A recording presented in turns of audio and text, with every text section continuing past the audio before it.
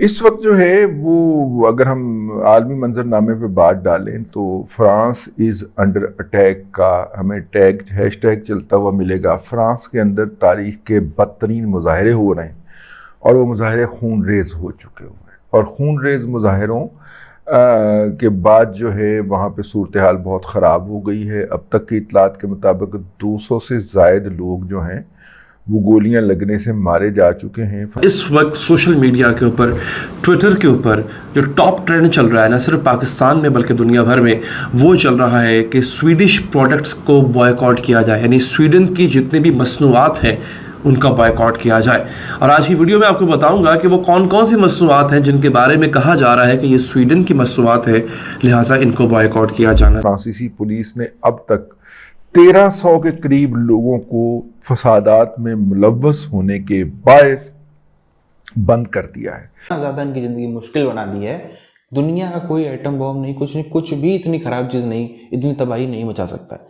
आप स्वाभाविक सी बात है, सोचो जितनी तेज़ी से महंगाई पाकिस्तान में बढ़ रही है ना, अगर दुनिया के किसी भी कोने में बढ़ जाए वहाँ के लोग पागल हो जाएंगे। चाइना में बढ़ जाए, भारत में बढ़ जाए, अमेरिका में बढ़ जाए, बड़ी से बड़ी इकोनॉमी में बढ़ जाए ना, वहाँ के लोग पागल हो जाएंगे। अनलेस कोई करोड़पति अरबपति नहीं है, बाकी जो मिडिल क्लास है, जो गरीब है, उनकी कमर टूट के रह जाती। इतनी ज़्यादा महंगाई दर से पाकिस्तान में बढ़ रहा है। आप देखो जो चीज़ें पहले 200, जो अगर आप दूध की बात करो, अभी से 6 महीने पहले पाकिस्तान में दूध हुआ करता था 80 रुपये लीटर, 90 रुपये लीटर। आज पाकिस्तान में जो दूध है वो 200, कहीं कहीं जगहों पे तो 230, 240 तक भी मिल रहा है। इतना ज़्यादा महंगा हो गया दूध। आटे की आप बात कर लो, बाकी चीज़ों की बात कर लो, चिकन जो है आज पाकिस्तान में, बाकी सब्जियों की बात कर लो, आलू की बात कर लो, आज पाकिस्तान में सुनने में आ रहा है आलू भी कुछ 400-800 रुपये किलो पहुँच गया है, जो चंद महीने पहले 6 महीने पीछे चले जाएँ तो हम 60-70 में मिलता था। इतनी महंगाई है पाकिस्तानियों के लिए, झेलना मुश्किल है। और रोज़गार की जो सैलरी थी बढ़ने के लिए कम और हो गई। फ़्लाइटें जो हैं वहाँ पे कैंसिल कर दी गई हैं, लोग जा नहीं सकते और आ भी नहीं सकते फ्रांस के अंदर। फ्रांस का ये इशू क्या है, एक अलजायर का एक नौजवान था जिसने ईद के दिन पीले रंग की गड्डी पहन लेके और उसके ऊपर टशन वशन करके बैठ के वो जा रहा था। एक चेक पोस्ट पे उसको रोका गया, पुलिस वालों के साथ उसकी तलख कलामी हुई, जिसके नतीजे में पुलिस ने उसको सीने में गोली मारी और वो मर गया। हमारे यहाँ जो हमारा तप्पड़ है ना, जो हमारा जोर चलता है, वो चलता है अपनों पे।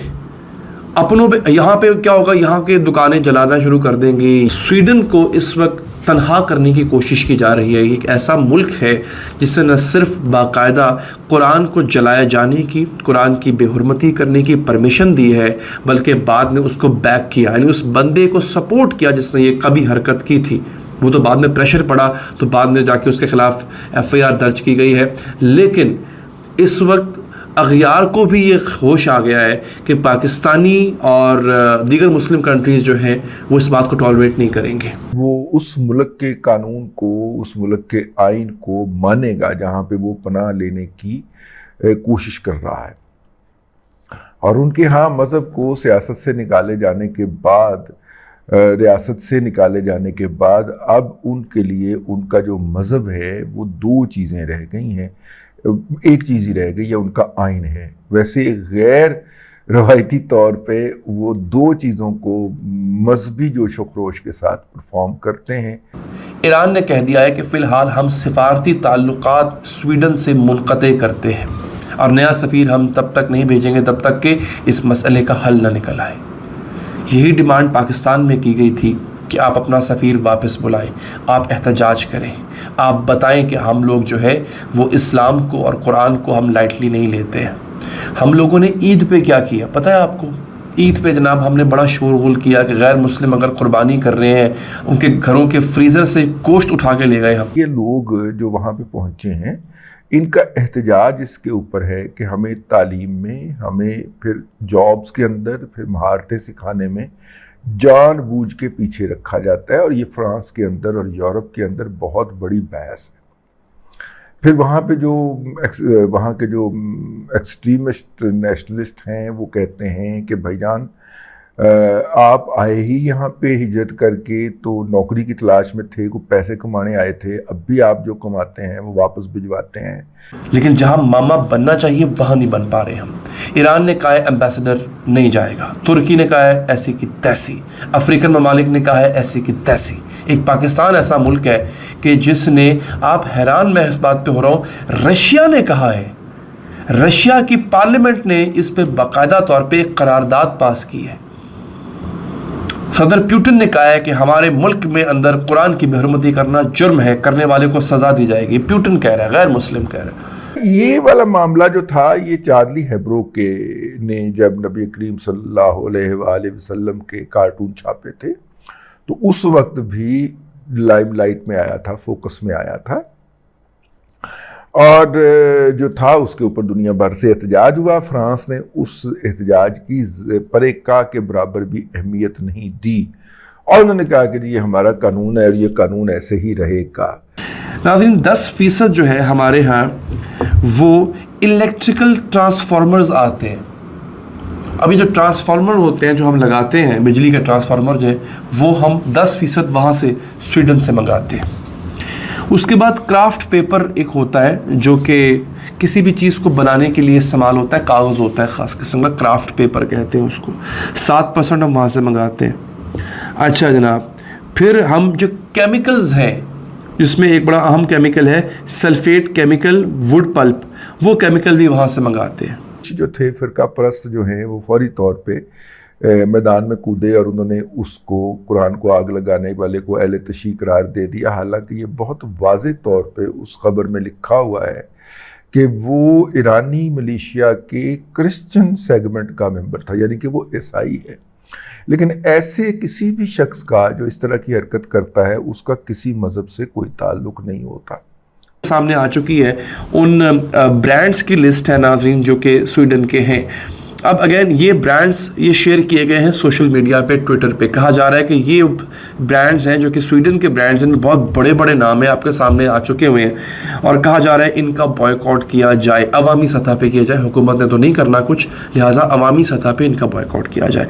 अगेन मैं वसूख से नहीं कह सकता हूँ कि ये हकीकी तौर पे स्वीडिश ब्रांड्स हैं या नहीं। बड़े बड़े ब्यूटी प्रोडक्ट्स यूज़ होते हैं। फिर टेट्रा पैकिंग का कहा गया है, जो दूध नहीं होता डब्बे वाला, इसका जो डब्बा है स्वीडन से आता है, वो हर कंपनी डब्बा जो है वो स्वीडन से मंगाती है, ये भी कहा जा रहा है। So I have again no proof to back this claim, but this is being circulated on social media. लेकिन अवामी सतह पे एक ट्रेंड चल रहा है सोशल मीडिया पे कि बॉयकॉट किया जाए, और मैं समझता हूँ कि हाँ, कहीं ना कहीं एक हुकूमत को, उस हुकूमत को जो इतनी कभी हरकत को सपोर्ट कर रही हो, उससे कोई ना कोई धचका तो पहुँचाना चाहिए ना। एहतजाज किया गया जी, सबसे ज़्यादा पाकिस्तान में एहतजाज हुआ, बाकी दुनिया ने के ममालिक ने ऑफिशियली एहतजाज किया। नतीजे के तौर पे स्वीडन ने ना सिर्फ कहा कि ये हमारी पॉलिसी नहीं है कि हम किसी के जज्बात मजरूह करें, बल्कि ये भी गलत बात है। आटा हो, चाहे पेट्रोल हो, चाहे चिकन हो, चाहे सब्जियां हो, चाहे फल हो, चाहे दाल हो, चावल, कुछ भी खरीदने की पाकिस्तानियों की अब जेब जो है उनकी अलाउ नहीं कर रही है। उनकी जेब में इतनी ताकत नहीं बची है, इतने ज़्यादा बोझ पड़ चुका है उनकी जेबों पे, नहीं खरीद पा रहे हैं। अभी हमने देखा है कि पहले जो एक 10 लोगों के परिवार के घर का जो खर्चा है, आज से 1.5 साल पहले पाकिस्तान में 15 से 20 हज़ार पाकिस्तानी रुपए में चल जाता था आराम से। अगर बेसिक खाना खाओ, उसमें कोई लग्जरी नहीं है, कुछ वीआईपी खाना नहीं, नॉर्मल दाल चावल जो नॉर्मल खाना खाया जाता है वो खाया जाएगा अगर, तो 15-17 हज़ार में चल जाता था। अभी हम आज की अगर बात करें तो आज के टाइम पे कम से कम उतने ही लोगों का उसी स्तर का खाना, कम से कम वो सीधे जो 15-17 हज़ार में चलता था, आज उसकी वैल्यू डबल से भी ज़्यादा हो गई है।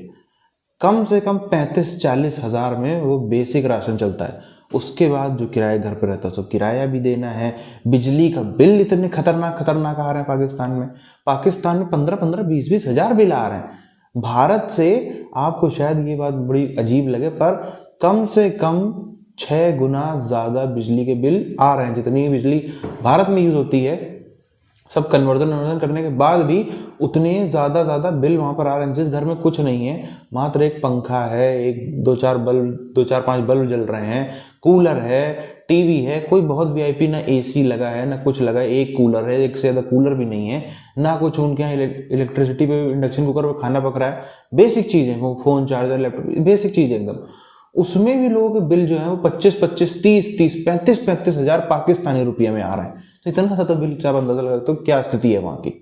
अब हम देखें तो पाकिस्तान में आज के टाइम पर महंगाई और तेजी पर, जो आज हम लोग कह रहे हैं ना कि 35-40 हजार में राशन है, अगर यही बात हम लोग 6 महीने बाद करेंगे तो ये बड़े आराम से 45 हजार 50 हजार पहुंच जाएगा। साल भर बात करेंगे 60 हजार तक भी पहुंच सकता है। इतनी तेजी से पाकिस्तान में महंगाई बढ़ रही है। ये जो हाइपर इन्फ्लेशन चीज है ना, ये दुनिया में ना ही कोई एटम बम इतना खतरनाक है, ना ही कोई कोरोना जैसी कोई बीमारी इतनी खतरनाक है। दुनिया की जड़ीली से जड़ीली जो बीमारियां हैं, खतरनाक से खतरनाक जो हथियार हैं, वो भी हाइपर इन्फ्लेशन जितने खतरनाक नहीं है। स्वाभाविक सी बात है, बम आपको एक बार में उड़ाएगा, बीमारी आपको एक बार में उड़ाएगी। ये आपको रोज भूखा मार मार के आपकी कमाई रह गई 10,000, जो 3,000 खर्चे थे बढ़ के 5,000 हुए, 5,000 के खर्चे बढ़ के 8,000 हुए, कमाई उतनी कैसे होगा? यही सब चीजें हैं जिसके चलते आज पाकिस्तानी हर दिन की जिंदगी एकदम तिलस तिलस के जी रहे हैं।